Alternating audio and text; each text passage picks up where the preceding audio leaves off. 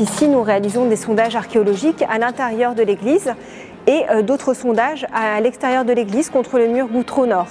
Donc ce qui est intéressant pour nous là, c'est de pouvoir observer les fondations du bâtiment. C'est une reprise qui a été faite de tout ce pan de mur là au XVIIIe siècle. Au XVIIIe siècle, quand ils sont revenus rebâtir le mur et refaire les fondations, ils ont réutilisé des blocs plus anciens.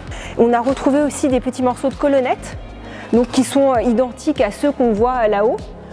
C'est-à-dire que quand ils ont fait des travaux pour changer un petit peu les pierres qui étaient effritées, ils ont récupéré les blocs et ils les ont remis là pour faire d'autres fondations. Donc tout ça, ça nous permet de documenter la vie de l'édifice. Les traces d'outils, c'est intéressant de voir un petit peu, du coup ça nous donne des indications sur la mise en œuvre des tailleurs de pierre pour la construction du bâtiment, et puis aussi ça nous donne des datations pour les blocs.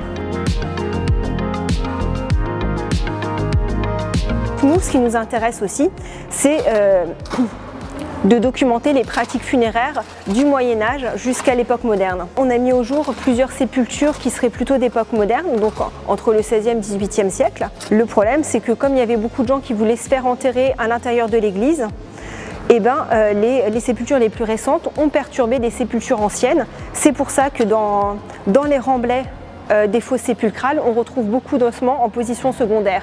On va prélever tous ces ossements-là et on va pouvoir les étudier après au service d'archéologie du Val-de-Marne pour documenter en fait l'état sanitaire des populations au Moyen-Âge et à l'époque moderne. Savoir aussi qui était enterré à l'intérieur de l'église, leur âge et aussi peut-être leur milieu social avec l'état sanitaire de ces ossements.